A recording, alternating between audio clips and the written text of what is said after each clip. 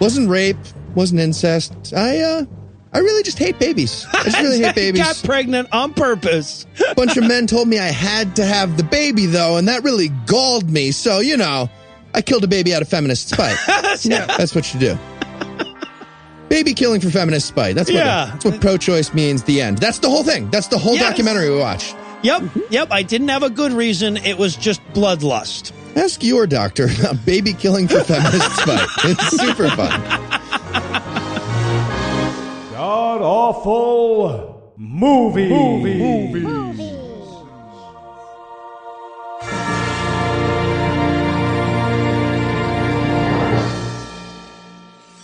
Welcome back to the Gamcast, where each week we sample another selection from Christian cinema because we wanted to get that worst decision of our lives thing out of the way early. I'm your host, Noah Lugeons, and sitting to my immediate left is my good friend Heath Enwright. Heath, welcome back. Thanks, Noah. You know who looks like a 90-year-old Muppet of a fetus with Benjamin Button disease? Robert Loggia. Robert Loggia does. He is in this goddamn movie. Oh, my God. We'll get there. Oh, my fucking God, though. And sitting 81 miles to my right, of course, is my bad friend Eli Bosnick. Eli, how are you this fine afternoon, sir? I'm so happy. Are you? We keep going down. We keep digging. We just keep digging. When you think you hit the fucking bottom, it's like the Oak Island mystery, goddammit. It just fills up with water and you have to start again. Just to give the listeners a little behind the scenes here, we're about to record and I'm like trying my damnedest to get everything set up quickly so that we can get the goddamn mics up and running before Heath and Eli start talking about how much they hate this fucking movie. I'm like, guys, hold on. I'm not started yet. We're all being oddly polite like exes at a dinner party, just like, Heathen, good to see you. Eli, how are you? How was your... Nope, just click buttons.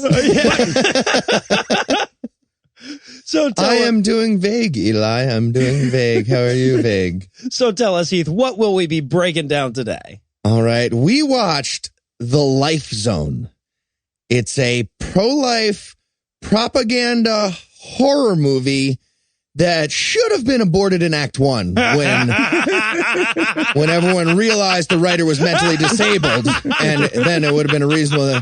Also, Act 2 and Act 3. Really, any trimester would have been better than this, but it would have been ideal in Act 1 when we found out he was mentally disabled. Honestly, some education, some contraception against this movie would have been best for everybody. And Eli, this is a big fucking question this week. Oh, God. How bad was this movie? Oh, God. That's such... Okay. Well, if you loved Red Dragon and you're a Republican candidate who killed her daughter, you will love this movie. It's hostile to facts. It's hostile to facts. It's the craziest thing. I don't know how any part of this happened. Any of it. We're going to talk about... I don't know how a second of this movie got made. I am baffled by every moment of it. I mean, at this point, I'm not surprised that this movie exists. I'm surprised it wasn't shot on a phone. You know, like we've watched movies this stupid. Well, maybe not this stupid. We've watched this kind of movie, but they don't usually have fucking Robert Loggia in them. This would be like if the fucking Accidental Bar Mitzvah starred Daniel Craig and Eric Bana. So, okay, quick list here. I've written a few of these down. This movie contains Robert Loggia, from Big and Scarface. And Over the Top. He was in Over the Top. And Over the Top. Yes, right. Exactly. Also, and I didn't see him in the movie. I just saw him in the credits and on IMDb. Apparently, Charles Durning was in this movie. Mm-hmm. From The Sting, Oh Brother, Where Art Thou, Tootsie, and, of course, The Life Zone. Didn't he not read scripts? Okay. Keep going. I'm sorry. Everything he could take. Also, Lindsay Hahn from Village of the Damned Shrooms, Exquisite Corpse 1 and 2. Also, Angela Little, from Busty Cops 2 and Larry the Cable Guy's Hula Palooza Christmas Luau. I knew I recognized him. Okay. Did not catch that. Good catch. And if you'd like to hear us review Larry the Cable Guy's Hula Palooza Christmas Luau, You can sign up at patreon.com/God. Oh, God damn it. That's on the list now, isn't it? Okay. Absolutely. Edit. Beep, we're back. So I would sooner do the Joan Benet Ramsey episode of Citation Needed, I think. But like seriously, all jokes aside, I'm sorry, this is a joke. There are 3 Oscar nominations in this cast. Really? I don't know. Again, this is going to come up a lot, and I apologize. I don't understand how that happened. They read the scripts, right? Did they need? It couldn't have had that much money. So I don't understand. Like, what was Robert Loggia doing that weekend where he was like, sure, Robert, let's see, Scarface, The Life Zone, and then The Sting. I don't know how. And now I'm like, well, they should be on our show then. Like, this is the thing. As I don't mind if the rules change, right? Like now the presidency doesn't matter, right? If next year we elect a cat to be president, I'll be like, sure, because that doesn't matter anymore. But now Robert Loggia has to be my friend for a day for a nickel in a song. Apparently you could get that for $90, I'm thinking. Jesus Christ. Well, but I gotta say though, honestly, there are a lot of ways where I think the script itself seemed to disguise the point of this movie here and there. So I wouldn't be surprised at all if a lot of that man on the street shit was added after Loggia agreed to it. Yeah, because it's a way better movie without that. Well, it's a way less offensive movie without it, right? Like, so if you create this movie or you present this script in such a way as to take all of the propaganda out, it's just a horror movie about abortion. And I can see how you could sell that script to, Charles Durning and Robert Loggia as such. I don't know. Maybe I'm just desperately trying to hold on to some respect for these guys. They just hand them the page with just their lines on it. Right? I'd like to see the rest of the script. No. No. All right, Not I'm a in. Fucking chance. Right, yeah. These lines are fine. Why do I keep saying yes and I agree? That's fine, actually. So weird for a one-man show. Everything's redacted but my lines, like a CIA document. Don't worry about it. Don't worry about it, Robert. Now, is there anything you guys would like to nominate this one for being the best at being the worst at? Yeah, best worst straw man montage. At one point, we get a montage of pro-choice people, giving their opinion, you're talking about the man on the street things. Mm-hmm. And they're all like, yeah, I just feel like, if a woman can't stab a 4th trimester fetus with an ice pick, then what was the suffrage movement all about? What's funny is when you said best worst straw man montage, I was like, ooh, which one? Yeah. I had the same thing. There's a straw man montage in this movie that is introduced by characters who are like, well, this is bullshit, but we should probably pretend that these are good ideas. Am I fucking right? Yes. In this movie. There are characters in this movie who need to clarify that they don't believe the ideas they're about to say as the straw men of ideas they don't think. It's like if I created 7 Twitter accounts and just started fighting with myself forever, for all time, and then made a movie about it. The movie, yeah, exactly. The movie. I wanted to go with, I don't know if either of you guys saw this, but I wanted to go with best worst misleading movie poster. Did you guys see the movie poster? Absolutely. Yeah, absolutely. It looks like the clawing faces. Yeah, well, it shows a woman's pregnant stomach, and it shows a baby trying to claw its way out or something from inside. So, or Donald Trump. It's not clear from the hands. But it was not sold as a propaganda film, right? No. If you looked at that movie poster, if you looked at the description of the film and everything, you would not know you were going in to see anti-abortion propaganda. You'd think you were watching a horror movie about pregnancy. Yep, and it is very hard to find an honest description of this movie anywhere. Yeah. They have done an excellent job of being like, some women trapped in a basement, horror movie, pregnant women, and there's some crazy scary Christians. Robert Loggia. Robert Loggia. as in Robert Loggia.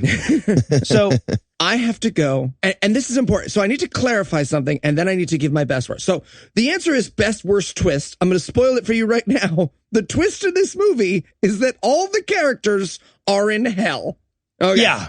But that means that it is also best worst hell. Because hell is sitting around eating snacks, watching Christian movies for 9 months. And then that's our life. We're in hell. We're in this hell. Yeah, it's good to get that out of the way up front because it's one of those twist endings that, like, if you think about it for 2 seconds afterwards, like, wow, that doesn't make any fucking sense at all. So it's better to just have that throughout, you know? Oh, I cannot handle. I have thought about that twist ending so many times for the next 3 days. And here's the thing. You watch it and you're like, oh, what a stupid twist ending. And then last night at 4 a.m, I was awake being like, how would they get a message from their families? Does their families know? How would they get, do those two girls get released from hell, or are they just demons? And then I have been trying to justify. And here's the thing. The writer didn't do that. The writer wasn't, I wonder why this movie makes sense. He was just like, movie done. I'll send that off to Robert Loggia, but I will think about this plot for the rest of my life until blood comes out of my ears and I'm dead. Oh, that's not at all the reason blood was coming out of my ears by the end of this fucking thing, but it's got something for everybody, I guess. All right, well, I guess I need to take a couple of really deep breaths before we start talking about the nonsensical argumentation in this movie, so we're going to pause for a quick break, and when we come back, we'll dive into all the righteous felonies that are the Life Zone. Robert Loggia. Wow. Oh, oh my What God, an it's honor. Robert Loggia. Yeah, Hey, don't touch me. Don't touch me. Okay, sorry. Not a hugger. No, me neither. Cool. I got to tell you, Mr. Loggia. Hey, can I call you Robert? No. Okay, Mr. Loggia. Yeah, keep it professional. I get it. We are so excited to have you for this movie. I'm calling my dad right now. Dad, listen to who I'm talking to. Listen. Okay, look, shut up. I read your shitty script. It's the worst thing I've ever read. It's the worst thing anyone's ever read. And I worked for Harvey Weinstein. Dad, I'm going to call you back. But here's the thing. I had a new boat, and I'm missing a payment. So I'll be in your movie on 2 conditions. Anything you want, Mr. Loggia. Stop talking. 1, you have 15 minutes with me, total, ever, in your entire life. 2, I do my entire performance from this room and from this chair. Deal. Awesome. Yep. It's a pleasure to be working with you, sir. Real pleasure. Don't touch me. No, okay. No, not a handshaker. I get it. Sorry.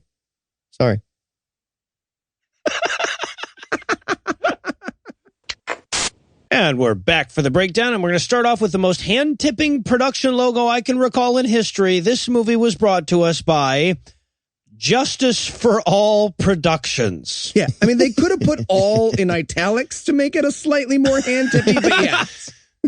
It's a hand holding a scale. It might as well be a fetus hand sticking out, womb holding a scale. It's ridiculous. And so this is a horror movie, so we start off with the uninspired music box opening. Yep, nothing scarier than a music box. Maybe a kid singing into a music box. Yeah. Yeah, honestly, it felt like they were going to pan over and there's going to be just like a serial killer playing the xylophone for the kindergarten class he just murdered. Like, I had them all propped up. In a much better movie, that's where this goes, yeah. Instead, we get a porcelain angel. Kind of killed the whole scary thing they were going for in the credits. It suddenly looks like a really bad garage sale. They have posters on the wall of Jesus like someone is a fan. Yeah, right? It's like some teenage girl kicking her feet on the bed, looking up at the Jesus posters. Yeah. Oh, Jesus. But what was scary, to me anyway, was that scale that you'd have at the weight room at school. It's very traumatizing for me. People are just like, you're moving the little one there, and we can all see you need to move the big one, dude. You're fat. Let's go. Hurry up. Come on, I might be a 9. I could be at a 9. You don't know. No, this you're doesn't like, seem like a good way to weigh people. We should just, I'll do it, and I'll tell you. You need to move the big one like 4 clicks. You're doing the little one 1 click. Go faster. Well, the other thing, too, is we've seen so much of these Christian movies that start with weird, crazy Christian room. It would be like starting a pro scrapbooking movie with the credits from Seven. They don't get, they're like, they must watch these movies, watch The Exorcist and go, oh yeah, Christian stuff, hoorah. Yeah, I'm convinced somewhere the like Illuminati who run Hollywood are dedicated to show all possible rooms to creepy music. And just like a living room. Eventually it's just going to be like a costume shop in Bayonne, New Jersey. We did it, everybody. They come out. Everyone starts taking a big bow. Yeah. Well, this time they got to check Harvey Weinstein's basement off their list, I guess. See, I had a hospital in Puerto Rico. The fucked up thing is we're recording this like 2 weeks in advance, but I still think that joke is going to be relevant. Oh, absolutely. Yeah. That's scary. I mean, we can't stay there forever, after all. Yeah. Anyway, so what we've got here, we're in a like creepy like hospital basement or something. There are 3 young women in beds. One of them wakes up sitting straight up just so they could trigger me earlier. Yeah. And, okay. So someone explained the motivation here. Her first instinct upon waking up in this strange room is to try the TV. She's like, oh, where the fuck am I? Did somebody steal my kidney? What's on TV though? Maybe Rachel's mad at Ross, but they were on a break. What's going on? No way. Where am I? There's something on the news about me and why I'm where I am. Oh God, did I miss the Orville? I better not have missed the Orville. You can take my kidney, but I swear to God, if I miss the premiere and my friends posted a bunch of Game of Thrones spoilers, you better hope I'm locked in this basement for the rest of eternity. So, and we need to talk about this girl's physical appearance. She looks like Noah dressed up as Pamela Anderson for Halloween. Right, she looks like blonde lip injection Barbie. Yeah, she was pretty hot, if that's what you meant. Yeah. So when the TV doesn't work, she's like, you know what? Fine, fuck it. I'm done with this creepy Saw kidnapping scenario. I'm leaving. But as she's walking to the door, she slips and falls down because... On nothing. Nothing. On nothing. Just because she's in a horror movie. She just like mimes running upstairs that aren't there and falls. It's so stupid. So she finds out the door is locked, and just as she does, there's a scream, which is then gives way to the title, The Life Zone. So apparently the scream came from one of the other girls that just woke up and is now covered in blood. Subtle. Yeah. This movie's going with subtle. Also, there's a genuinely comical moment here where girl wakes up and she's like, where am I? And the other girl's like, I don't know. And they're both just like, why are we yelling? Yes. It's genuinely fun. Like, they're not trying to be, but if it were a comedy, it would be genuinely brilliant. Yeah, the two of them are yell talking. And there's a third girl that seems comatose over on off to the side. And when the second girl that woke up, I'm going to go ahead and give them names. The first girl is Laura. She's the blonde. There is Natalie. She's the brunette. And Stacy is the redhead who is currently comatose. So Natalie sees her and just runs up and starts shaking her and screaming at her to wake up. Why won't you wake up? Like she's mad at her. It's like, we were supposed to wake up all at the same time. That was the rule.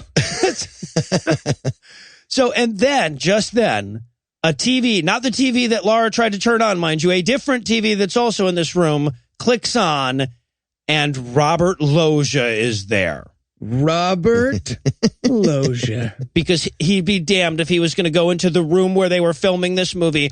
All of his parts will come on a TV piped into the film. Mm-hmm. And also, he's got a desk in front of him, and he's got a scotch in every scene. Yep. A scotch, a cigarette case, I think, a medieval warlock's pencil jar, and a tiny little treasure chest. A little tiny treasure chest, yes. So at this point, I'm thinking, what the fuck is about to happen? I am so curious at this point in the movie. They don't get to it. No, there's never a reason. Well, I could shed a little light. I guarantee you the scotch and cigarettes, not in the screenplay. They were just some PA who wasn't brave enough to say, you promised you'd stop smoking when the camera was on.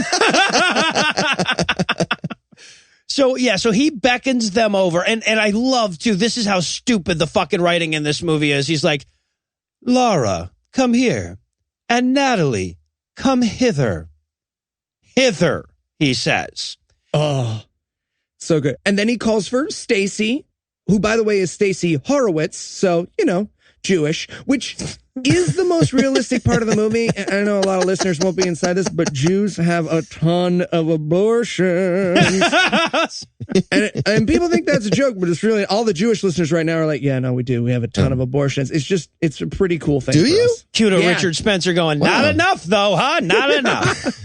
Jews, you ask any Jew, just be like, how do you feel about abortion? And they're like, that's the general Jewish opinion on abortion. It's just like, sometimes you got to get an abortion. All right. You got to kill a baby. Good to know. He's like, well, fuck, I'm just wasting money on these condoms. Now, so he says, now, like, he gets them all gathered together, wakes Stacy up or whatever. He's like, now you're probably wondering who I am and who each other are and where you are and why you're where you are. And who's next to where you are? So ridiculous. I really wanted to just keep going and do all the permutations of the question words. Yes. And where you, why, and who, how, aren't you where you are yet? Because the literal quote is, you're probably wondering where you are and why you are. But he pauses. Yeah. He says why you are where you are, but he just says why you are. And I wanted him to be like, so let's talk Plato. The purpose of life, as far as things, this is going to take a while, by the way. You're kidnapped and you're in hell because you had abortions. But bear with me.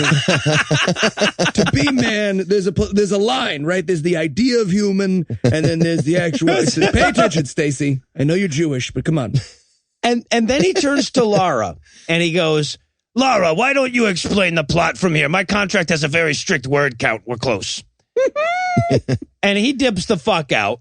I'm going to go swallow some more gravel. You finish it for me. And we should point out at this point, because it's pretty important to the movie, Laura and Stacy are pretty decent actresses. They're not amazing. No, right? They're certainly not amazing. But Natalie... Oh, my God. is that special form of actress that we've only found in Christian movies, where each line has a truck-sized gap while she remembers it's her turn to talk. So she'll be like, I don't know, were you in a hospital? Oh, yeah, yes, I also was in hospital, which was full of bright lights and magical American medicine that we all use. Is good.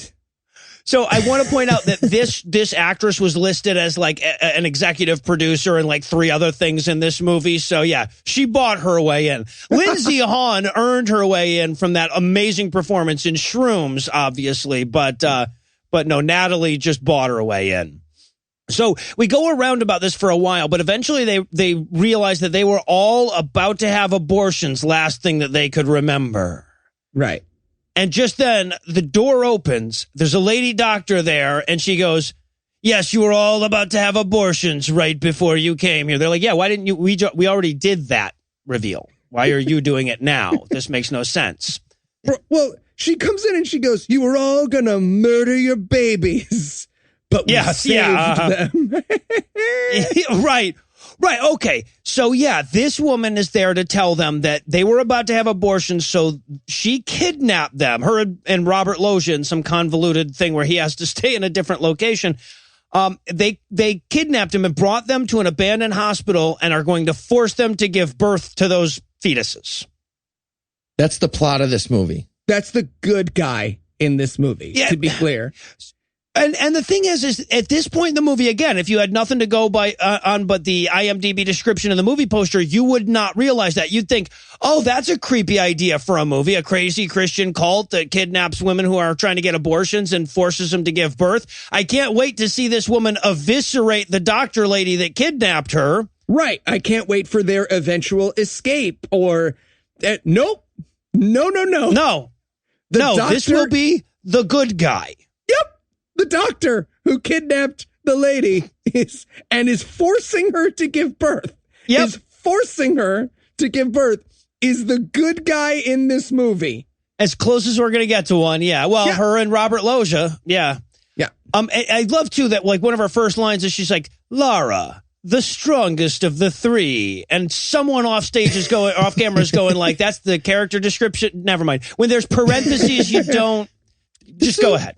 And this is where we get the phenomenal first straw man argument between Lara and Dr. Wise, because this movie's super subtle. And Lara, who, by the way, is doing a mean impersonation of Lucinda. I don't think that's very nice. She's like, you broke my constitutional right. And then Dr. Wise is like, what about your baby's rights? And Lara's like, pretty sure I didn't kidnap my baby, motherfucker. Am I being detained? Yeah, obviously. Yeah, very clearly. We kidnapped you. That's the whole thing. I also love the line she throws out, like, which is basically like, you took away my rights. And she's like, what about the child's rights? What about God's rights? God's rights? God's rights? You know who doesn't need their rights protected? Omnipotent people. Generally speaking. Omnipotent people don't need rights. Oh, God. A flash cut to God on an episode of Cops just outside a gas and sip. Face pressed against a car window. I want my lawyer. I ain't saying shit. Come on, man. You going to talk to me? You going to make this harder for yourself? No. Just take me in. What happened was, what happened, just take me in. Let me get a cigarette. So, and also I want to point out that, like, right away, the Natalie character, the terrible actress character, the actress that manages to look bad next to Angela Little and Lindsay Hawn, is saying, like, I don't know, maybe abortion is murder, and I didn't want to kill my baby anyhow. I'm going to be the Stockholm Syndrome character from here on out. And here's the thing. She would be interesting if she had a twist, right? I thought, okay, she's playing along, but she's going to be the one who secretly has been planning all along and, like, helps them escape and gets them out. Nope. Yeah. Nope. Being kidnapped instantly changes this woman's instant. Like, she wakes up and she's like, yeah, you're probably right. That's a really good point. Yeah. And also, this is going to be a running theme, at least in my notes. Why is no one murdering the doctor lady? Right, there are three of them. She has no weapon. She is undefended. There are plenty of heavy objects laying around. Later, we will see that they have access to knives, boiling water, and no one ever thinks, hey, we could... Well, I mean, eventually they at least talk about it. But at this point, right, this is how long you would have to get into your explanation of why you kidnapped me before I murdered you. Yeah. Oh, my God. Crazy billionaire remake. Oh, my God. Crazy billionaire remake. It's Noah. And it's just 90 minutes of him attacking Dr. Wise with a shovel. You didn't even let us tell you why you're kidnapped. I don't care. Rolling a new TV every scene. He breaks it again. Fuck, man. I'm on. These don't grow on trees, Yeah. It's a flat. There's a 4K. Come on. And then we learn.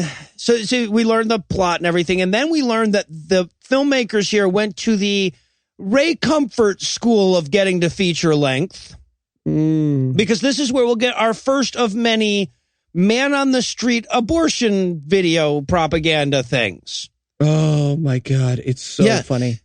And you know what's a really bad idea? Going up to strangers and asking about abortion, man on the street style. Although I got to point out, my favorite person ever is the black woman they ask here, who is like, no, I don't know. I kind of like the abortion thing. I kind of like the abortion thing. She kind of likes it. Like it tickles. It tickles a little, I'm lukewarm on murdering babies. I don't know. I'd give it a 7. Medium fun. I kind of like the abortion thing. You can draw a hot bath, get a glass of white wine, suck a baby out of your poos. It's just a fun night with the girls. Have you ever done one of those like fun pottery classes and then you all get abortions together? It's like that. I don't know. I'm excited by it. It's fun. And what cracks me up, and this will be a running theme through the movie, they have no idea what a person who has no moral compunction about abortion would say in any moment except constitutional right. right? Like that's the only thing that they know of as an argument on the other side. So they'll just have people say that over and over again. And then when they're trying to do otherwise, they'll have them like using the language of pro-lifers, right? Like the woman who says, well, I don't think babies should be killed, but I like having the right to do it. I'm on the fence. That's her actual line, right? Like they don't even know how to write it in such a way as to not have baby and killed in the same sentence. Oh, God, it's so great. And also, they can't even pose the constitutional right thing right, because they always have to be like, well, I'm pro-choice because I believe the words "you can have an abortion" are in the Constitution. Yes. That is exactly what I believe. And were I shown otherwise, I would stop being pro-choice. I'm abortion. Oh, and then we have to get this guy, the dude who's like, you know, hey, baby murderer is going to murder babies. You know, that's what they're made for. This guy's my favorite. He's just like, look, if they don't like, I'm Tony D from Babies, Babies, Babies. And if she doesn't like a kid, she's going to like throw it down the stairs or shove it back up into the stairs. Shove it back up in there and squeeze real hard or something. You know, better to have a doctor do it than some amateur. She's going to go bowling down the stairs with it if you don't let her have an abortion. And by the way, just in case you're not disliking these filmmakers enough, there's one little throw there where they have like a 9-year-old kid that they are apparently asking. And even the kid in the movie's like, this is fucked up. I'm a kid. And okay, so and now the doctor lady comes in to put an end to that nonsense for a moment. And this is where we sort of introduce this, gee, Stacy sure is being a bitch about this kidnapping theme that's going to run through the entire film as well. Oh, God, it is so funny because this movie obviously wants us to be like, well, I mean, Stacy could at least hear her out. Yes. It's like a teacher tone. Like, Stacy, wouldn't you like to come up to the chalkboard and participate in your abortion education? I don't want to. You do it. She literally comes in and she says, and this is a real quote, democracy is wonderful. It's good to know we can have all sorts of different opinions. A kidnapper. You know, because of people's opinions. Well, yeah, well, exactly. Because she's even like, you know, God gives us free will. Isn't free will great? I mean, I took it away from you guys and all, but still, God's the shit, isn't he? By the way, this is Dr. Victoria Wise, we learn here. Yes. Subtle. Dr. Jean, every woman, good guy, positive, smart. MD, OBGYN. And this is where she does my favorite thing. It happened a little earlier in the movie in one of the interviews, but she does my favorite thing that happens in every anti-choice movie where a pro-choice woman goes, oh, well, I think that a woman should have a right to choose. And Dr. Wise goes, I'm a woman. Yeah. Like, oh, I'm sorry. When you know that participation in a group doesn't mean that no one else in that group cares about their rights, right? Yeah, no, look, they paid me to say these words, so obviously it's not sexist. Right. Obviously, if a woman thinks it, then all women think it. Why would I want to take away a right that why would I want to take away a right that I have? Oh, that doesn't make any sense. Wait a second. Oh, I get it. I'm stupid and indoctrinated, but I think that by having a vagina, people won't know that. Oh, that's funny. That's fine. I'm trying to prey on the sensitivity of the people who disagree with me, but it doesn't work if you think. Sure hope nobody thinks. Ugh. Like a desert. Just one down black there. soldier walks up to the front of the Civil War, and they're all like, "Oh, okay, it's black Confederate soldier." All right, okay. everybody goes. Yeah, We're good. they make a good point. I also love here, this is the moment where like Laura decides to like pretend to agree with Dr. Wise, like in hopes that she'll let her go. She's like, yeah, no, I sure have learned my lesson. I won't kill my baby now. But she turns Laura, the camera. I sure have learned something today. What are you yeah, doing? right. I'm trying to get out of this kidnapping. But the actress is so terrible that like she's clearly trying to do bad acting here, but it's indistinguishable from her regular acting. And I could see, I just should imagine the director going, no, just like you normally do. It'll be fine. Trust me. Wait, do normal. Okay, now do... Oh, God damn it. Fine, just fucking whatever. I don't know. Just keep rolling. We're go. This is also where we learn that Laura is a lawyer. She's a lawyer. Well, not just a lawyer. She was top of her class and homecoming queen. They say top of her class, by the way, at Ole Miss Law School. Like, you could have said any school. Why pick the 109th ranked law school in the country? Top of your class at Trump University, which, while it doesn't give out diplomas, gives out experience that many would say is worth more. Number appears at the bottom of the screen. And this movie cannot stop its anti-intellectualism bent because she goes, I don't see what relevance that has. And Dr. Wise is like, oh, relevance. You and your fancy law words. Yes! Relevance! To which Laura is like, do you not know the word relevance? It's in the other dictionaries. That's just like a word in all the dictionaries. That's just a word people use. One would call it very relevant to this conversation. What now? Are you a witch? But Natalie's buying it, right? Natalie's like, no, see, Laura's changed her mind. And the Dr. Wise is like, no, she's using an intelligent psychological maneuver. And I'm like, no, that is not what intelligent means. This whole movie is everyone on Twitter with an anime profile pictures version of debate. Just, you say that, but no, cuck. Retweet my own tweet. The movie. Yeah, and Dr. Wise is doing that, like, slow motion room pacing lawyer speech thing. And she's like, Lara, is it not true that you do slow motion pacing the room lawyer speeches as your profession? Yeah, you're a professional liar. Why would I believe anything you have to say? Oh, delish. And this is where Dr. Wise, she turns it over to pre-taped Robert Loggia. She's like, we have 3 more minutes of Robert Loggia's time now. So everyone, and honestly, okay, so we didn't mention this when it happened the first time, but this character, his little thing is like, he won't let anyone talk while he's talking. And I bet that's not in the script. Right? Every time somebody tried to deliver a line, I bet he was just like, shut up, I'm talking. And then kept going. He's like, I'm plowing through these fucking lines, people. I said 15 minutes, motherfuckers. And by the way, he rearranged those same 4 ridiculous objects on his desk. Oh, did he? This time. It seemed like Robert Loggia was like, yeah, I'll do the movie, but I'm in the middle of a magic spell. You got to film around it. I'm doing a pagan ritual. You figure it out. This is also where we learned that they've been implanted with self-destruct mechanisms in their necks using laser surgery. Yeah, you know. Laser surgery? That's not what laser mean. What do they think lasers do?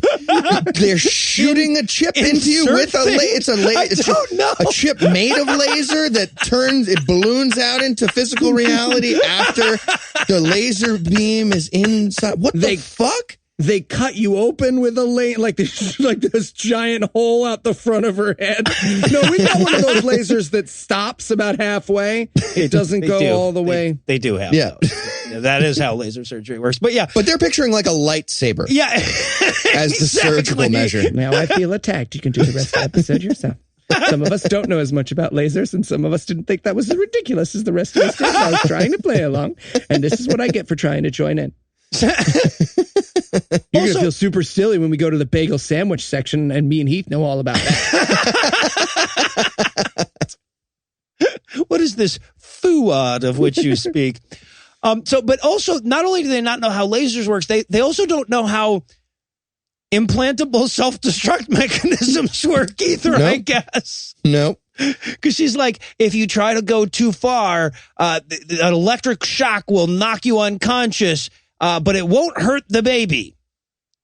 Like, it absolutely will hurt the baby. Yeah. It's an electric, invisible dog fence thing that will knock you out. And apparently, she says, like, inject something into your bloodstream. Yes.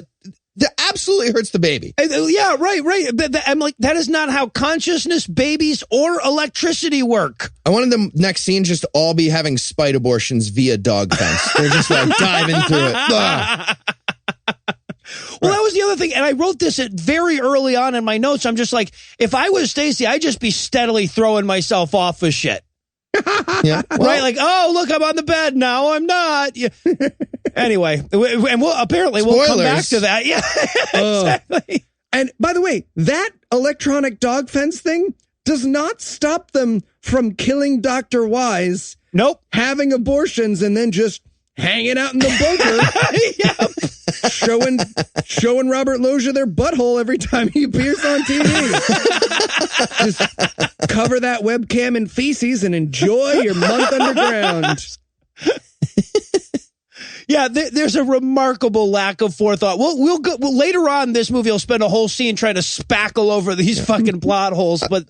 I don't know if you reward Robert Loggia with the buttholes and the feces, but like, if you could do something to prank him.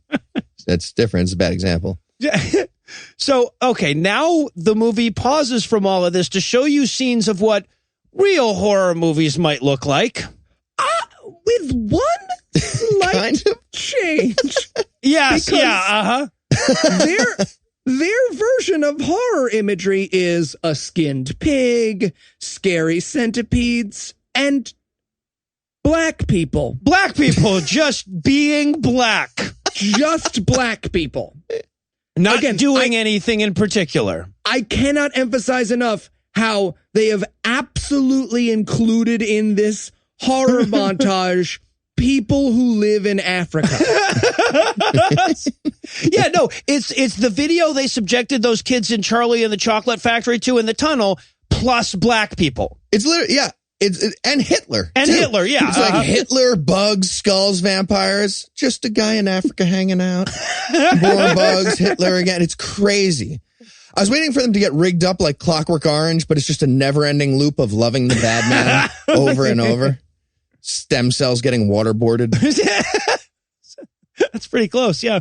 And then, okay, apparently this was a simultaneous nightmare that all three of them were having. And we learned this when all three of them sit up out of the nightmare as though this movie was just specifically fucking with me. They might as well be holding signs that say, fuck you and Noah Lugeons as they sit up. So this is where they belatedly start like trying to figure out like, oh, why wouldn't these chicks just leave? Why wouldn't they just beat that woman about the head and neck for a bit and then leave? So they have this whole like, do you think we should try to take out Dr. Wise? No, that would fuck up the rest of the script. It clearly doesn't say we do that later. So They just strangle her with the umbilical cord. See what happens? Also, Nope. There's a bunch of moments that they like, look, if you're making an anti-abortion propaganda film, you probably shouldn't have a scene where the characters discuss the fact that people who share your beliefs constantly bomb abortion clinics and murder doctors, right? You wouldn't want to associate your side. Like if it was a movie where we were trying to convince people to not believe in God, we wouldn't be like, hey, don't steal Dave's parking space. Let me tell you right now, he gets real protective of that shit. Well, and by the way, that follows the line from Natalie where she says, they won't hurt us, they're Christian. But I have a theory on why that kind of shit was included, right? Because I think that the director, producer, whatever, was trying to convince a number of people involved with this film that it wasn't an anti-abortion movie. Right? They even say, like the Dr. Wise says, you will hear arguments from experts on both sides of the issue while you're here kidnapped in my torture dungeon for a while. Because I think that the actor or the producer or whatever wanted to be able to tell the actress, no, it's not an anti-abortion movie. It's just a movie about abortion. And so by like including lines like that, they're trying to like, you know, be able to later sell it to theaters or, well, not, I'm sure no theaters carried this movie, but they're trying to, you know, maintain the ability to sell this as something other than anti-abortion propaganda by including, because there's like 3 or 4 instances where they do that, where they're like, this is a pretty good argument against this, isn't it? By the way, that line by Dr. Wise, you'll hear from experts on both sides. No, you will hear from Christians pretending to be on the other side, but never an actual expert. Yeah, no, if you watch the fucking credits in this fucking movie, you'll find out that the man on the street interviews are like the makeup lady, the riggers, you know, and stuff from this film. And that, of course, is because for any of the arguments in this movie. You could wake an abortion advocate out of a sound sleep and be like, Brett, why do you think women should have a right to choose? And they would give arguments that totally debunked this entire stupid fucking movie. It's like, no, that's not a question of, as you're presupposing that it's a baby, and you're not understanding. It's like the prior actor movement, right? Where does God begin? It's the same thing, except you're moving it forward. You're making the same fallacy. You're just doing it in a different direction. Why did you wake me? I'm having a You could have Googled that. You know, you have the internet on your phone, man. You don't have to wake me. Oh, Speaking of which, we now cut to two random guys talking about abortion. Now, one of these two guys is Ken Del Vecchio, the writer of this film. He would be the fat, sloppy fuck who doesn't stop eating during this scene. He's eating. There's no reason for him to be eating. No. There's no reason for him to be eating. And now I'm jealous. Why can't we eat when we talk? I want to review this whole scene while me and Heath eat an entire box of fucking Jaffa cakes. You know the thing about this movie? So he does not. There's no reason for this character to be eating. Spittle. His food chunks coming out of his mouth. He's eating deviled eggs the whole time. They're deviled eggs. We're watching this guy clearly win a bet about how many deviled eggs he can put in his mouth right before a scene and do the scene. Just loose egg flying everywhere like a wood chipper for this entire fucking scene. It's ridiculous. Oh my God.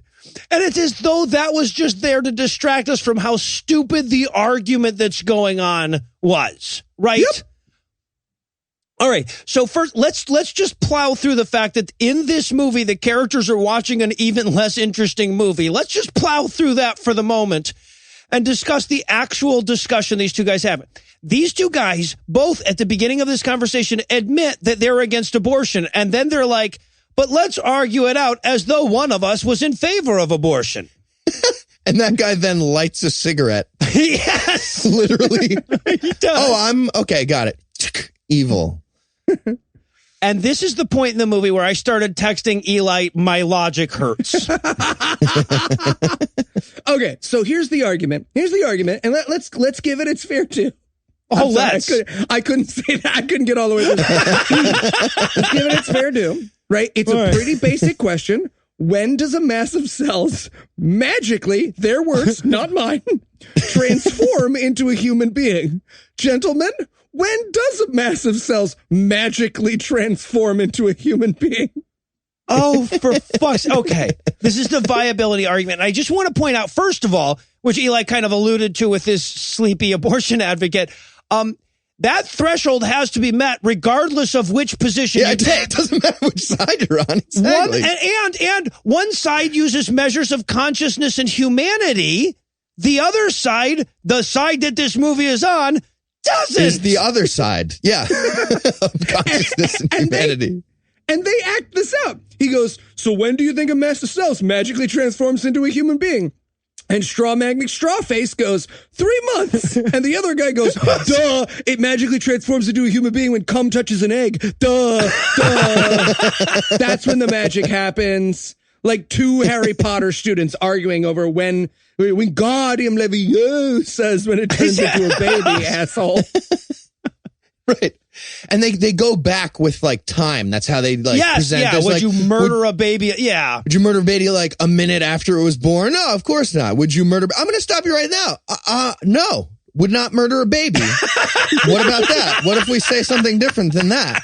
Would be great. But then they keep going back. Like, what about a month before the birth? I wanted them to go as like, what about 10 months before the birth? What if I think about a baby and then masturbate? Is that so stupid? What if 10 years from now you could have a baby? And I killed you. Now, yeah, I don't. So, and also, by the way, all it would take to debunk this, you wouldn't even have to wake that dude up. You'd just have to read a list of informal logical fallacies. What they are saying here is you cannot say precisely where tall begins, therefore short doesn't exist. Yep. Right? That's the formulation of this fucking argument. And then he's like, he tries to push back on that. The guy who's the guy in this, by the way, the guy who's arguing in favor of abortion is an Ivy League elitist in a suit. The other guy's wearing a fucking backwards baseball cap and eating eggs the whole time. And the elitist guy goes, well, you know, but a fetus isn't a baby. And he's like, but it becomes a baby. And we're done with that argument. That's it. Oh, you know what? Humans become corpses, so I guess all sex is necrophilia when you really think about it, huh? And pedophilia. Yeah, backwards. and pedophilia, yeah. Right. At some they point, used to be. Right. At some point, carbon turns into cum, which turns into a baby. How dare you exhale? Did you just exhale? Are you fucking crazy? You carbon Did you murder murdering. a cum? You murdered a cum, you asshole. Next time your husband or male friend is fucking you, turn to him and be like, really, your own granddaughter, just to fuck with him, just to. So also, this is they paused this conversation for a minute, and I'm so glad they did because I was having trouble. So Nurse Ratchet can come in and she can say, this is where she says, like, you'll hear from experts on both sides. And then she says, this is the actual line, you'll hear from experts on both sides, everyone and everyone. I guess there can't be an and after everyone, huh? Everyone and then some. Why did you write this? You could have erased Everyone it. and the empty set. Shit. There's nowhere else to go. I tried to rhyme orange. It just got away from me. Door hinge, horror minge. It's not that hard. So, and now we get back to that riveting conversations between the out-of-work carpenter and the suited elitist with the vest. But he's fucking stumped at this point, right? The guy who's arguing in favor of abortion. But then he goes for a new one. He goes for the viability argument, right? I guess it's when the baby can live outside the womb. I think I've changed my mind. Now it's when the baby could survive on the wild on its own, you know, fight a wolf.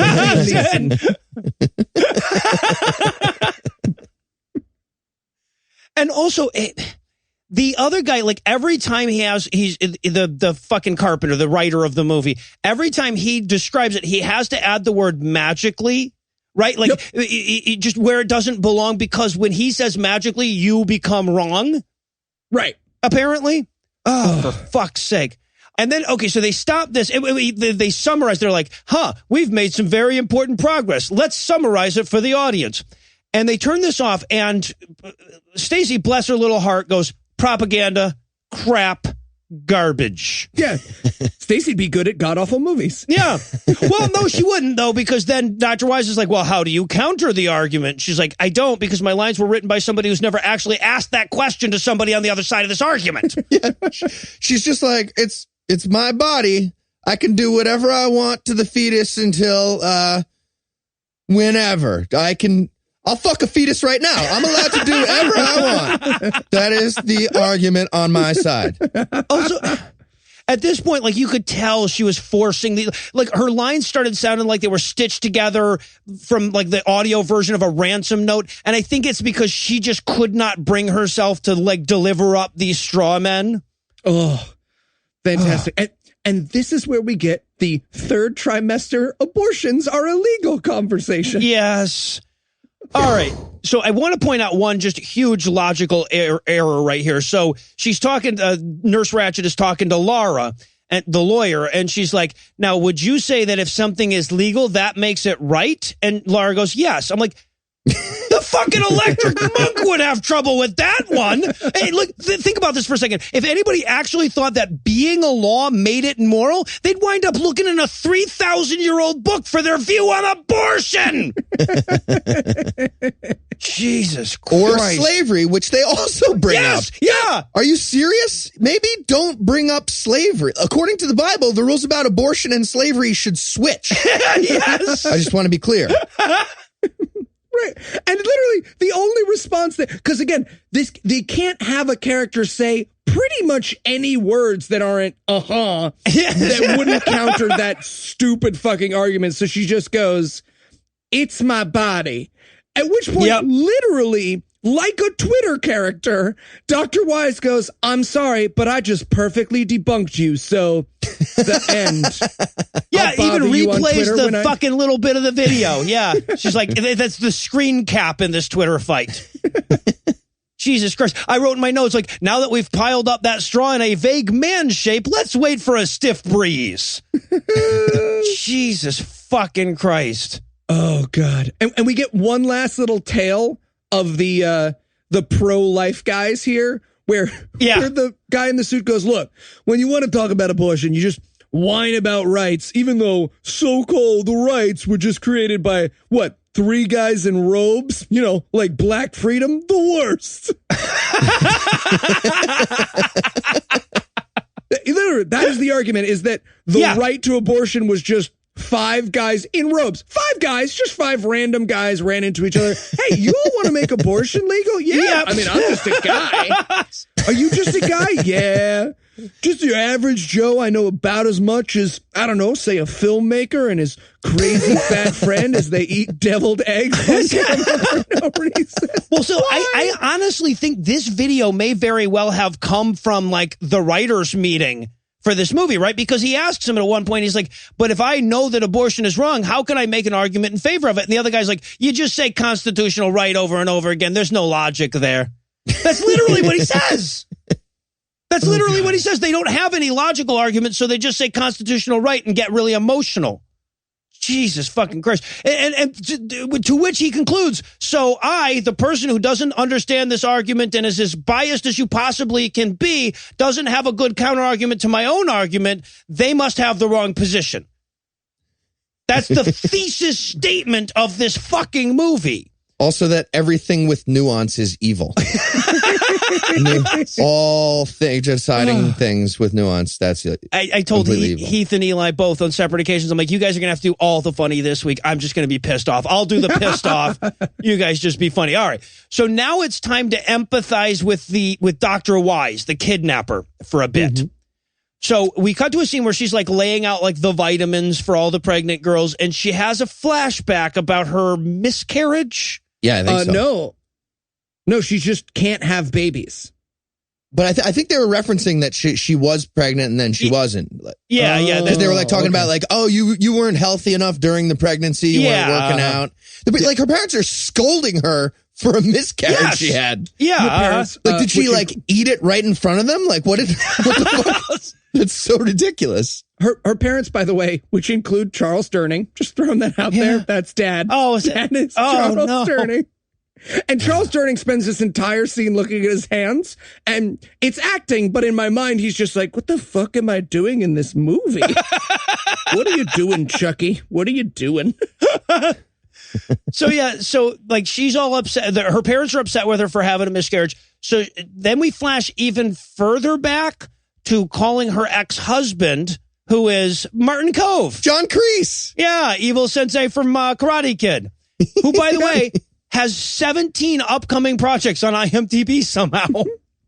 But I think it's nice that he took a break from his softcore porno to be in this movie. They could not more clearly be a porn. No, yeah, it is absolute porn stash. He took a break for a few seconds to do this fucking scene for them.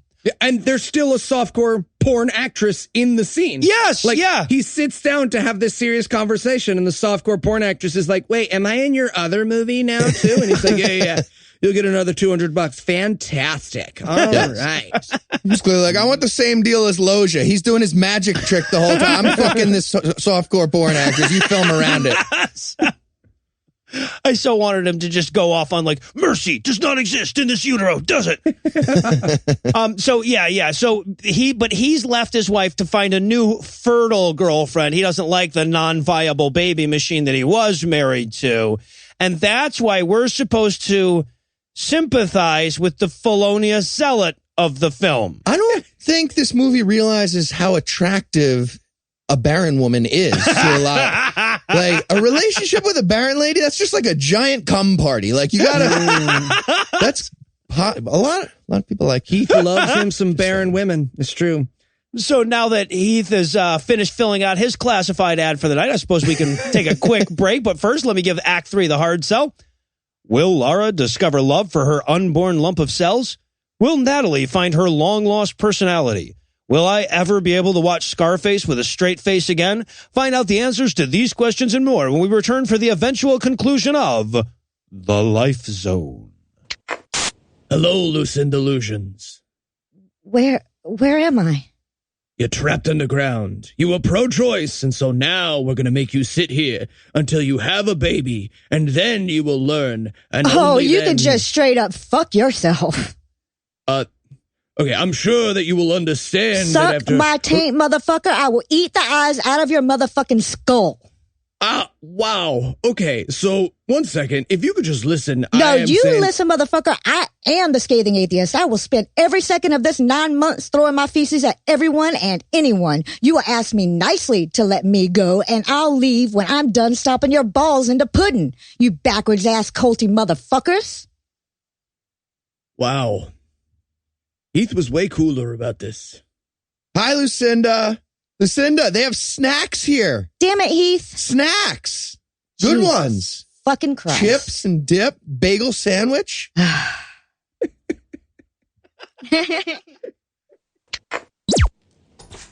And we're back for more of this shit. When we last left our heroes, they were in that room where this whole movie happens, and they still are. So in this scene, we're going to open up on Stacy waking up to the sound of a baby and heading off in search of the pop scare. It's literally like someone in this filming process was like, oh, shit, guys, horror movie. We're supposed to make a horror movie. Yeah. Robert's asking questions. Also, in solidarity with this film's director, I will be eating for the rest of this recording. That was the film's writer, not director. My wife made a lovely pasta, so I'm just going to help myself to a couple of noodles. You gents, go ahead, tell me about the movie. Oh, this is such a professional way to behave. Yummers.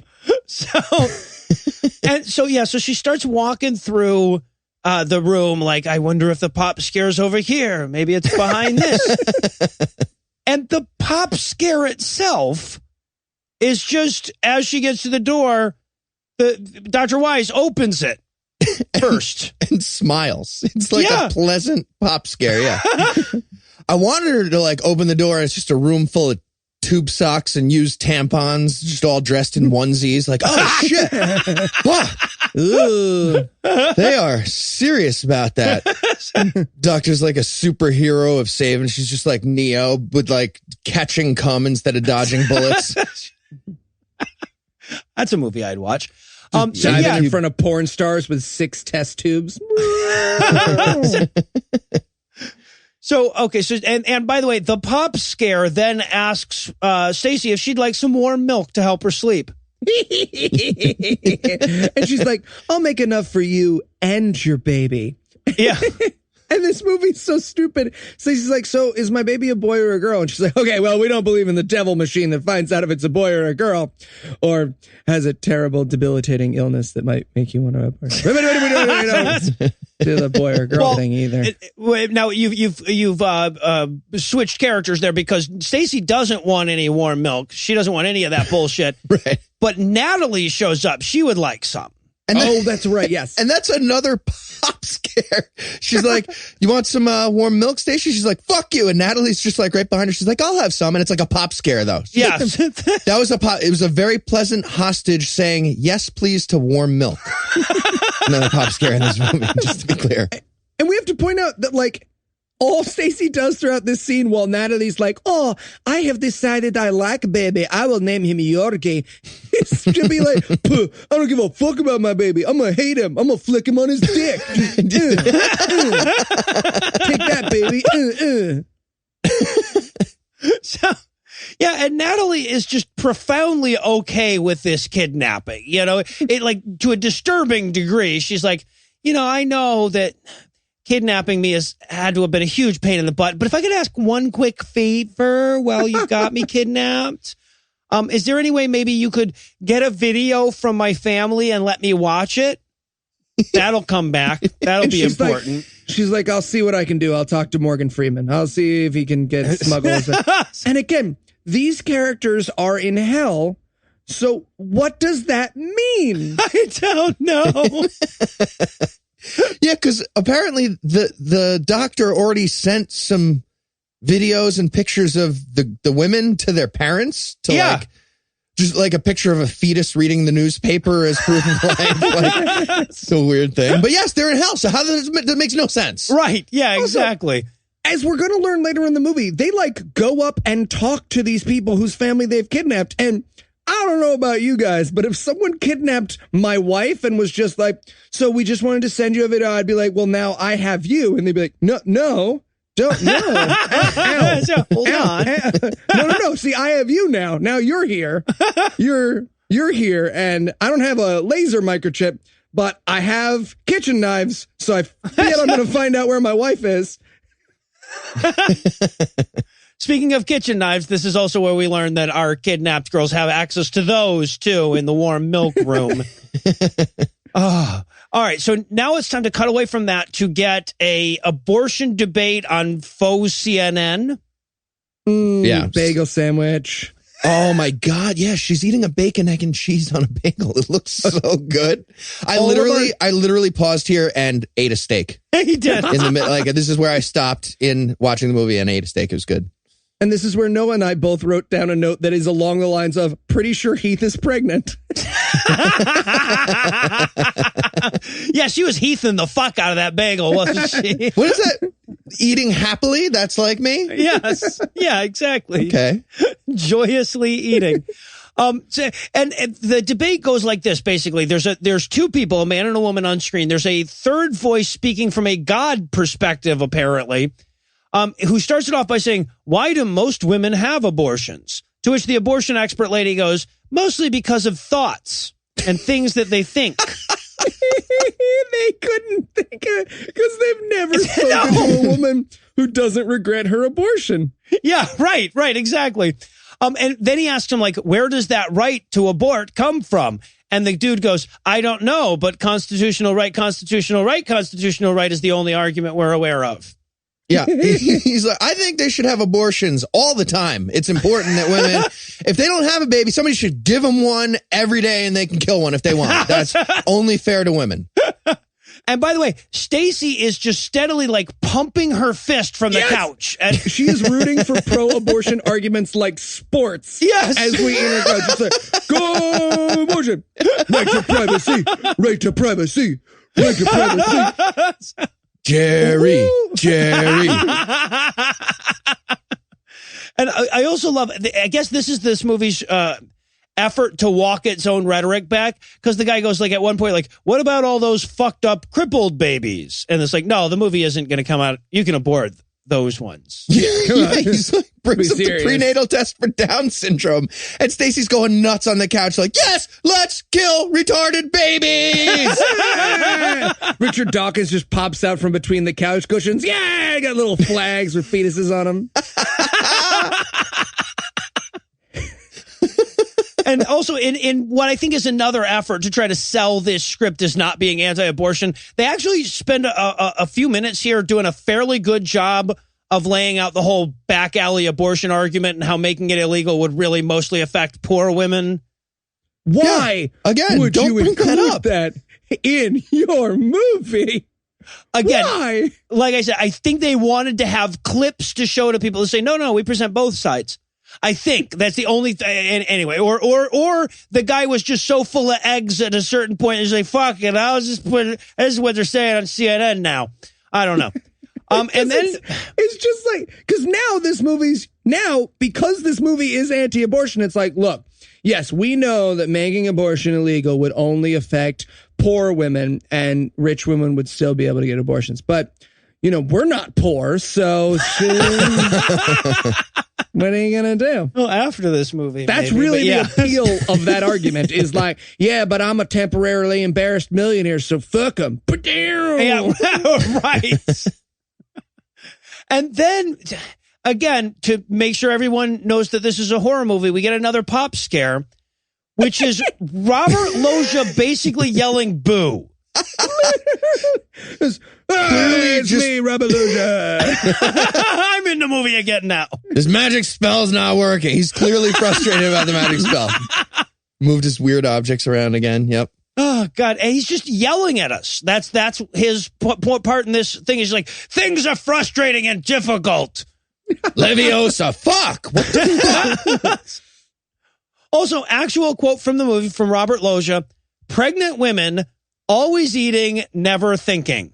That's the exact quote. Yep. I think I'd enjoy like 5 or 6 months of pregnancy. Honestly, it sounds fun. And this is where we learned that Robert Loggia and the the doctor lady have gotten together from hell to send a video crew out to get video of their families for them. Right. Like like Big Brother messages. Yes. Like RuPaul's Drag Race messages from home. Yes. Untucked sessions. And they're just like going along with it, not calling the cops. Like No. this crew shows up like, hi, we're the Kidnappers film crew. You ready to go? And they're like, yeah, cool. Rig me up. What do you got? A little earpiece? Perfect.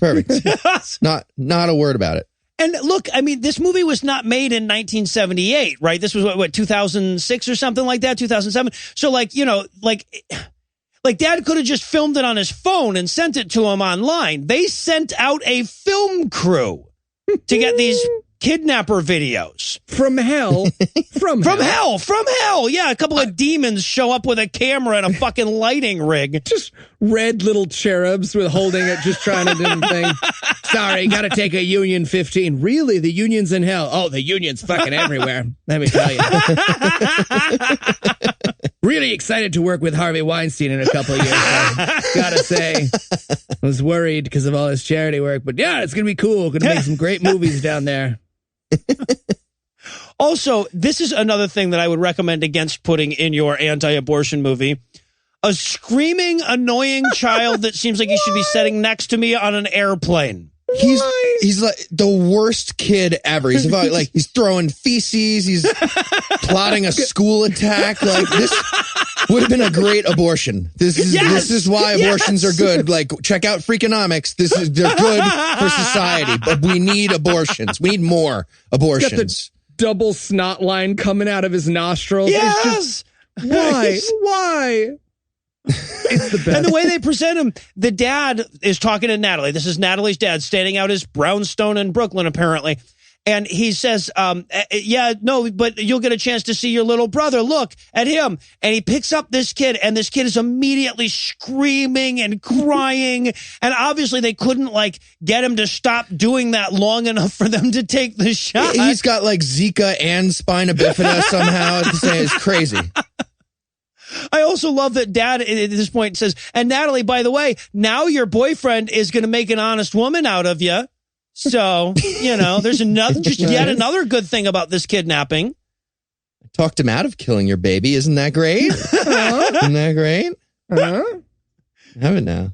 So that ends, and then we revisit Heath's nightmare. This is Nurse Ratched weighing Stacy on the old school whatever the fuck scales. I'm not going up to the 200 one. I'm definitely in the 190s. Stop. Just take a minute. Give it a second to let it balance out. Dude, you're in the 250s. You need to skip 2 on the big one. It's on the bottom, sir. The 50 one. Don't make me lift this little thing and hold it there with my finger. You know what? Let's go to the post office. Yeah, that would be best. Jesus. So Stacy, once again, being a total bitch about this kidnapping and forced gynecological exam. She's not cooperating at all. Yeah, she's being a real bitch about the whole forced birth thing. Yeah. So and the doctor's going like, well, it looks like your pregnancy is perfectly normal. And then we see like an evil glint in Stacy's eyes. Like she's like, oh, maybe I could abnormalize it. Yeah. The doctor's like, yeah, I don't really do anything, you know, unless something goes wrong with the pregnancy. And Stacy's like, wrong with the pregnancy. She's like, why'd you repeat it all slow like that? You said it weird just now. Oh, God. If the next scene in this movie had just been them running at each other and belly bumping from across the room, whole movie would have been amazing. Somebody once told me. So now the three girls are just hanging out, having a forced pajama party, having a good old time. Jesus Christ. And they're all doing impressions of Dr. Weiss, but since Dr. Weiss hasn't been giving any like persona or personality characteristics. They're going like, "Hi, I'm Dr. White." Being Dr. White. Doctor. Ooh, what? How are your hands? Right? Hands? Like she asked in the last scene. She always has him out like that. And Natalie is not on board. She's like, "Oh, well, I, for one, have Stockholm Syndrome, just so you know."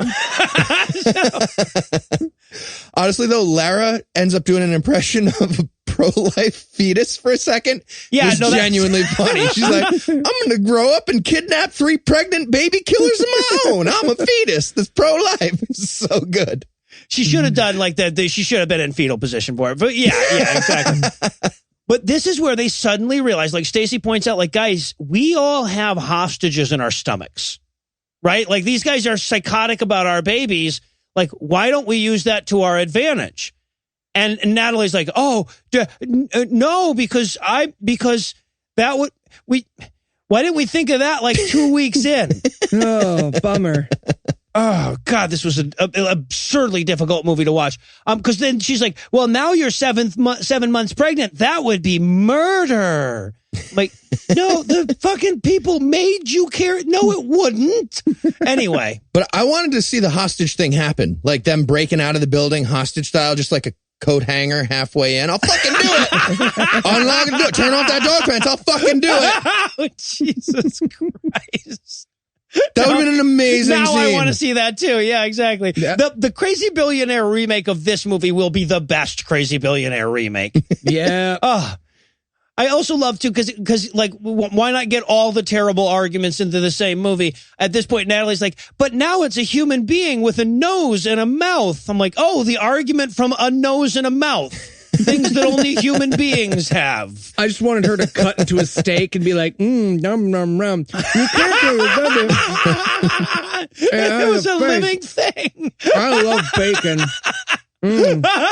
No, that's a stupid example. I mean, it's different people. So I would eat babies. Yeah. So now we get Laura's message from home.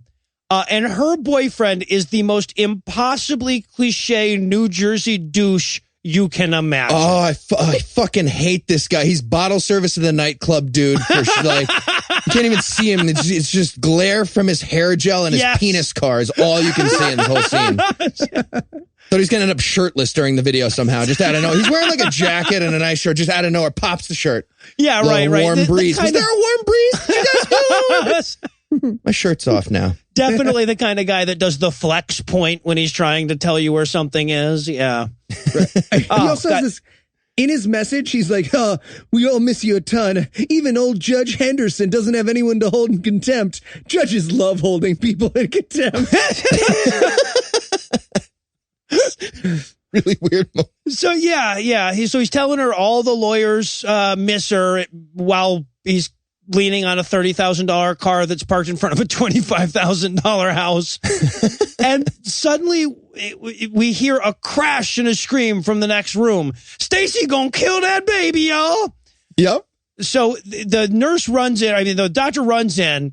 And by the way, I keep calling her nurse not because I have problems with women being doctors, but because I have a problem with this character not being Nurse Ratched. Oh, she's clearly Nurse Ratched. Yeah, I have that in my notes over and over again. So that's why I have problems with women being doctors because it doesn't make any sense. They would get all emotional. They get all flustered. They'd give you the silent treatment if you needed help, but you didn't ask nice enough. Like, that's obvious, but that's not why Noah's doing it. That's what I'm doing.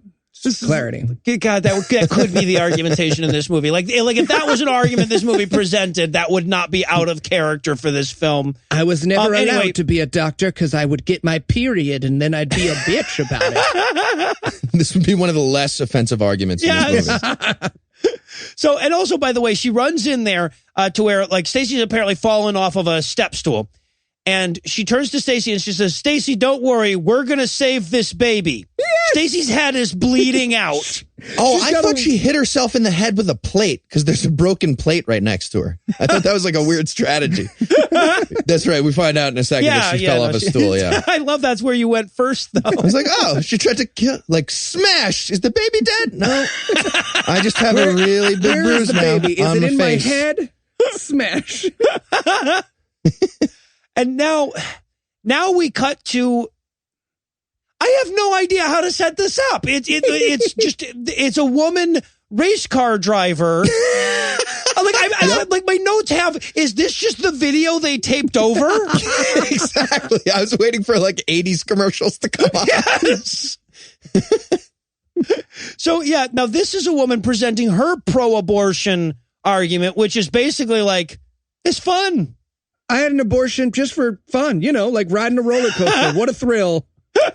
Wasn't rape, wasn't incest. I really just hate babies. I just really hate babies. Got pregnant on purpose. A bunch of men told me I had to have the baby, though, and that really galled me. So, I killed a baby out of feminist spite. Yeah. That's what you do. Baby killing for feminist spite. That's what pro-choice means, the end. That's the whole thing. That's the whole documentary we watched. Yep. I didn't have a good reason. It was just bloodlust. Ask your doctor about baby killing for feminist spite. It's super fun. So now that the I do what I want thesis has fulfilled their quota of pro-abortion arguments, we can get back to the definitely not propaganda part of the film, starting with more of Robert Loggia literally phoning it in. Do you try to kill your baby? Do you try to kill your baby? I want answers, damn it. Also, by the way, little thing, but they keep referring to him as Mr. Elation. I was so hoping to find out his first name was Reva at some point. I was hoping his name was Triba. Or Juba. Or just E. Yeah. But he thinks that Stacy tried to kill her baby on purpose, but Dr. Wise thinks she just fell down. Or inflation. Sorry. I thought of one. Right. Yeah, you've got one too. Now we all have one. And then he's just like, I guess I need to be clear about this. If you kill your baby, we're going to kill you. But we're the good guys. Yeah, right. Yeah, we're trying to save lives, and if you get in our way, we'll kill you. So now we get a weird judgmental strangers / swinging light bulbs montage. Staring contest with the movie? Yeah, we get the cast of Rent telling you to abort a baby over and over. 394,200 minutes. 3/4 of a year in murder, baby. Okay. So literally it's just people saying abort your baby in different languages. And I'll say, nothing less scary than a woman yelling abort your baby in French. Abortez la bébé. Nothing is scary in French. That's why there are no French horror movies. A lot of people don't know that, but you can't do it. Abortez la bébé. Oh, le singe fume le pipe, le bébé abortement. Doesn't work. Can't do it. Also, at the end of this, they start like lip syncing to crying babies. All of these various characters do. What the weirdest fucking thing I've ever emotion seen. were we supposed to? I was so confused. Oh, I was like, is this supposed to be funny? It's kind of funny. it was hilarious. I was in tears laughing throughout this part. New Patreon goal, by the way, abortion the musical. I know we need to do that. Oh, yeah. yes. I like that. I like that a lot. I thought they were going to cut over to Ferris Bueller doing Shaking a Baby, honestly. Like, we were going to get a moment. So now Stacy wakes up sitting straight up again from, I guess that was a nightmare. Aborta la baby, the nightmare. And she thanks Natalie and Lara for not being snitches about her trying to kill her baby. She's still going to kill the fuck out of that baby, though. She wants to make sure she's they like, know. Look, just to be clear, I'm going to kill this. I'm like the professional, but for babies. She says it out loud to them, but they're asleep. And she's like, still going to kill it. They're asleep. Okay. And that's the whole scene.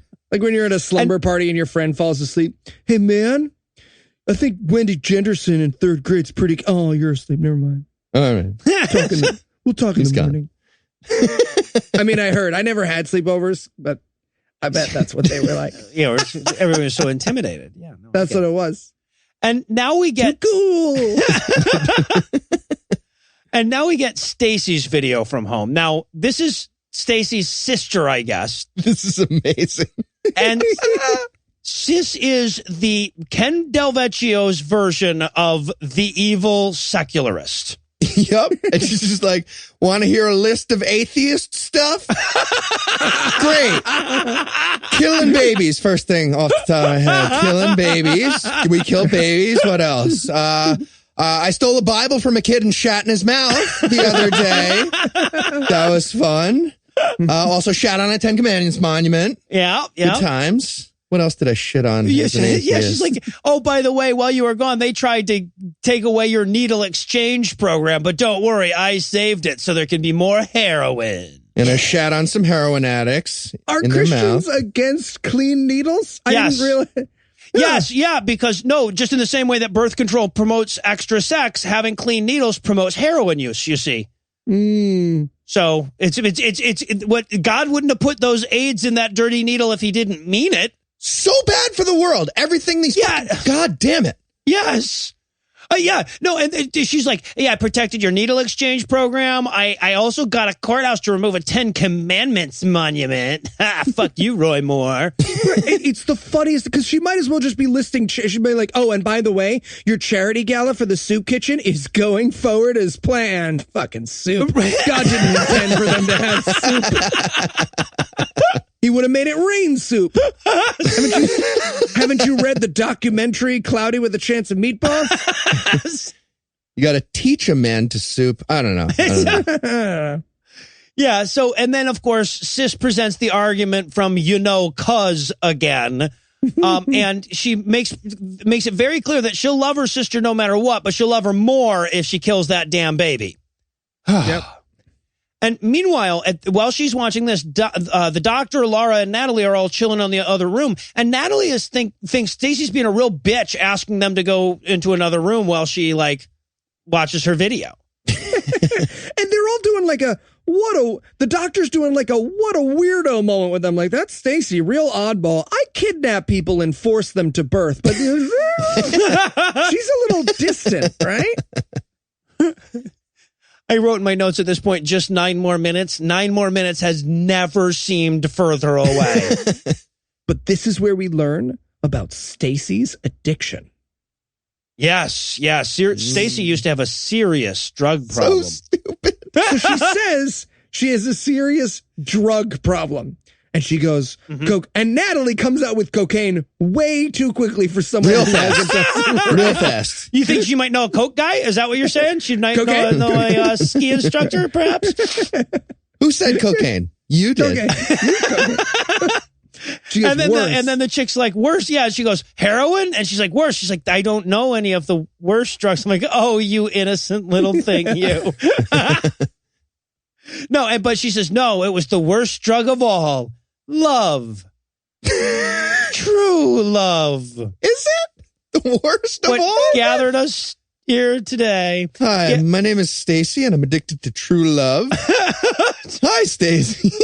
I just feel like, I might as well face it. I'm addicted to love.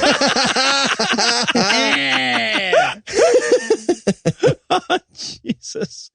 And then she explains that this baby that she's carrying, that was her husband that got her pregnant, but then he left her for another woman once she was pregnant. And that's why she wants to kill the baby so bad. And then fucking Natalie turns to Laura and says, basically, this is almost a quote, oh, that's why she would never talk about the father in those relevant foreshadowing conversations that we apparently had off camera. Why wouldn't you let us know? This is after shadowing. This is the end of the movie, guys. Yes. and she's like, well, we all came here for our various sins. And they're like, oh, what was your sin, Dr. Weiss? She's like, not being a baby factory. Literally, she's like, look, and there is no that was a terrible thing of my husband to do. It's just like, he left me for a proper woman who knew her place as a broodmare. I was too busy with my Zumba classes and my pink hats. Oh, regret. Regret. Right, that. I have that. You and your fancy words. Yeah, your lawyer words.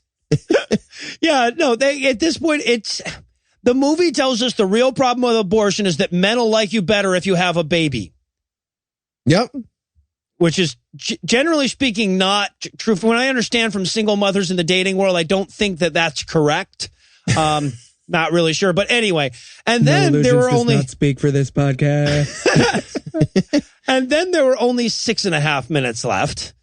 How the fuck do I write scene setups when the whole fucking movie is in this poorly lit basement? I'm like, oh, and then they're in the basement again. Yeah. So now they're all of Noah's notes are just like 10 seconds apart. Time signatures. So okay, now they're playing a trivia game, not Trivial Pursuit. They couldn't get the rights to that. Is the point of this scene to prove that the only character who's on their side is stupid and doesn't care about anything? I guess. Because that's what is enacted, right? Yeah. Stacy, the bad one, knows all the trivia. And Natalie, the good one's like, I don't care about sports or politics or movies. I just like pushing baby out of body till I die. Doing this. You know. That is the message of this scene. Okay, yeah, yes. that's all I got. 100%. All right. All right, and here's how badly written this goddamn movie is. And she gets to movies, and I'm like, oh, please let the answer to this one be Robert Loggia. That would have been amazing. It was Charles Durning! But it was Durning, yeah. It was Charles fucking Durning! It's just as bad, only they could only afford fewer seconds with him. Anyway, so yeah. So now Laura goes into labor.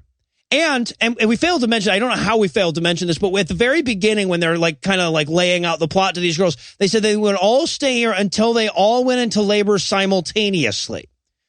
That was a weird stipulation at the time to me. It's like, really? They're going to have, if they don't, they have to then stay. they have to stay. Get pregnant again. Robert Loggia comes in and fucks them. I don't. But anyway, but this is where they all go into labor simultaneously, and Dr. Wise has to just Bobby Fischer those vaginas. That would have been great if she did it blindfolded. Yes. She starts juggling 3 babies. So Laura wins. She wins the baby race. Natalie comes in second. But Stacy's a bitch, so she has to scream more and be in more pain than the other two. Right. What a great way to convince people to have babies is show the absolute agony of childbirth. And I'll tell you what, Lindsay Hahn, not a great actor, but man, she sure pulled off the absolute pain of childbirth, except the fact that she was undercut by the script where she had to scream, I hate you, like a petulant teenager in the middle of it. Oh, if she had just died in childbirth. They're like, fuck. Dr. Wise is like, okay, hear me out. This is obviously. I know it feels a lot like murder. It is actually, but is the baby dead? Oh, the baby's dead too, right? Yeah, I didn't do any of those tests. I should have. That's good that he's dead. He's pretty deformed to begin with. Yeah, and also, but unfortunately, Stacy doesn't die. Instead, Stacy has twins. Like and they didn't know. It's just like, she's like, oh, there you go. She's like, oh. It's like that second morning poop where you poop and then like 10 minutes later you have to poop again and you're like, what's going on, buddy? 15 minutes between poops? Did you say second morning poop? Yeah. Okay. You know, you poop in the morning and then like 10 minutes later you poop again and you're like, what's happening? Nope. Send me money so I can go to the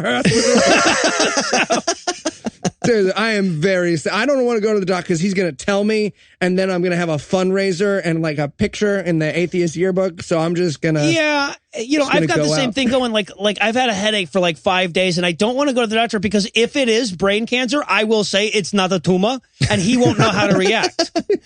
So. Eli, just quick question. It's like 4 p.m. How many times have you shat today? I don't feel like any of this is headache, Noah. That sounds serious. I would go to patreon.com/godawful to make sure you got that checked out right away. Our new Patreon goal, me and Noah go to the doctor. Eli shits like a hobbit has meals. He's 11sies. He's got 4 in the afternoon. So now the doctor realizes she's having twins. The doctor is freaked the fuck out about, like, she has never heard of such a thing. But then she's like, she gives birth to the 2 babies, and she's like, here, hold your babies, Stacy. And she's like, I don't want to hold the fucking babies. And she's like, all right, fine, don't hold the fucking babies. Hold your babies. You hold I'm them. I'm gonna throw it. 1, 2, don't. I won't catch it. Go. It's like my nieces. It's like, no, I don't want to touch you. Why? Because you care about it more than I care about keeping it safe. So just keep it over there, and I'll lie about it looking like your fucking husband. All right? All right. Now we're both mad. Now we're all mad. See? You could have just let me say no the first time. Couldn't you? What did you learn? Don't invite me places. See you next that's a lesson I've learned a number of times. Yeah. And okay, so now the babies are all born. We cut to the two good women, Laura and Natalie, have decided that they love their babies after all, but Stacy doesn't like her babies. So she's just laying there bitching and whining. Her babies are screaming and crying. The other babies are being perfectly quiet and everything. And she's like, Doc, it really hurts pretty bad. I feel like it should be done hurting this bad. And then it's time for the twist ending. She comes over So there fucking stupid. with a test tube full of blood, and that's blood and cum, right? It's blood. It's red with white at the bottom. Yep. I thought it was just cum, but you know. Okay. And she's like, You need to go to the doctor, sir. Of all the three of us, I think you need to go first. Patreon go, we'll all go to we'll go together. We'll film it. We'll do a live stream from the doctor. It's just like, Noah's got a brain tumor. Eli has bowel cancer. He's just fine. Tune in next week for Heath's new show. All right, everybody name the color of their cum on 3. Ready? 1, 2, 3. Door hinge. I haven't seen it for a long time. So okay, not everyone did it. So Doctor, Normal. there's a Skype delay here. So Doctor, normal colored. I love it. Normal color. So Dr. Wise comes up with her vial of red cum, and she says, it can't be. It's impossible. And Stacey's like, what? She's like, you're pregnant. And I'm like, fucking what? What? Why would you do a pregnancy test after Yeah, right. None of it makes sense. So I'm like, I'm writing in my notes, it's like she was cursed by a witch to be perpetually pregnant. She's having the second coming of Christ. Is that why she was Jewish? And then we learn Robert Loggia pops in, because you know how the best twist endings are a character coming on and saying, no, this is the twist ending. That's what he does. He says, yep. No, it's perfectly possible when you're in hell. And then he's like, Stacy, Dr. Wise, tell the audience why this makes sense. And they're like, I died on the operating table at the abortion clinic, and I killed myself for being barren. This makes sense. End of movie. And then he's like, get ready for another 9 months of eating chips. I mean, like this was such a low key hell. Hell has snacks. That's so nice to know. Yeah, hell is having a child over and over, like women are supposed to do in the Bible. Really? Yes. That's the message? Okay. Yeah, hell is like my mother's life from 72 to 77, basically. Yeah. Jesus fucking Christ. Yeah, right. And then the doctor's like, and I'm in hell because I committed suicide. I'm like, how is this hell for you? What are you? You're just taking you were care in of on babies. this the whole time. Also, did those 2 girls get to leave? No. You're right. Hell? Hey, hon, I'm so glad you're back. Well, you'll never guess where I was. Where? Literally the Christian hell. Huh. No, I was an extra. It's not a big deal. I was just like doing it for somebody else. Also, they have babies. Are these babies condemned to hell now? What happens to the babies? Oh, hell, baby. Riding around on a kangaroo. That'd be awesome. We could call it Little Nicky. And at the end of it, they fight Little Person and a Muslim from Left Behind. All comes together. Same universe. All right. So, according to the writer of this film, was the fat slob who couldn't make it all the way through a scene without stuffing zebra cakes and deviled eggs into his mouth. Kidnapping is just fine if it's to prevent a woman from getting an abortion. So the question I want to close things off on is this. if and when you kidnap Ken Del Vecchio, the writer of this film, what is it okay to do to him by his own logic? Okay, so I feel like force him to carry his rapist child to term is too mean, even though it's true according to his own logic. Okay, how about this? How about murder him if you think it's possible he might murder someone, and the fact that he wrote this movie is really good evidence he might do that. Or at least kidnap someone. And Heath? I'm thinking you can do literally anything because drawing a line is arbitrary. You can't. You can't make lines. There's no lines. Immoral starts. There's no such thing as morality because a line would be arbitrary. So where does it magically become magic? Magic. Where does it magically become immoral? Exactly. Bright line morality thing is ridiculous. All right, well, that's going to do it for our review of The Life Zone. That's not going to do it for the episode just yet because we still need to coax you back into our basement again next week. So, Eli, tell us, what's on deck? We interrupt this outro for a special report. Due to a late-breaking Kevin Sorbo movie, next week's cinematic selection was changed after the record. Next week's movie will be Let There Be Light, the story of the world's top-rated atheist converting to Christianity after a near-death experience. Look for it Friday in a theater near you, but look really fucking hard because it's not going to be in very many of them. And now, back to your regularly scheduled outro.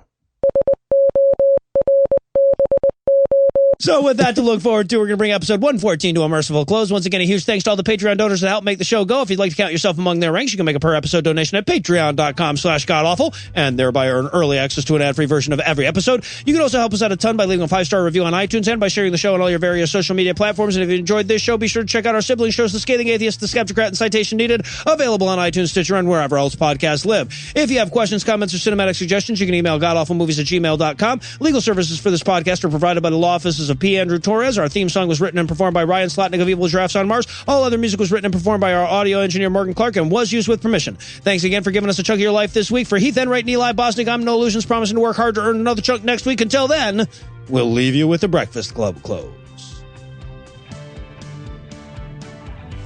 The people who made this movie eventually found out that ova are gender fluid, and they got super confused about their opinion on everything. Robert Loggia went on to reprise this role. That's real. Wait, genuinely happened. Seriously? Like yes. This? I am so excited. All right. Stacy spent eternity eating, watching terrible Christian propaganda, and feeling nauseous. Oh my God, I'm Stacy. I'm Stacy. Twist ending to the episode. Woo! Halloween spectacular. Woo!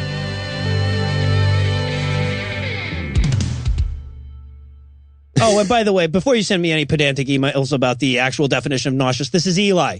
It works either way.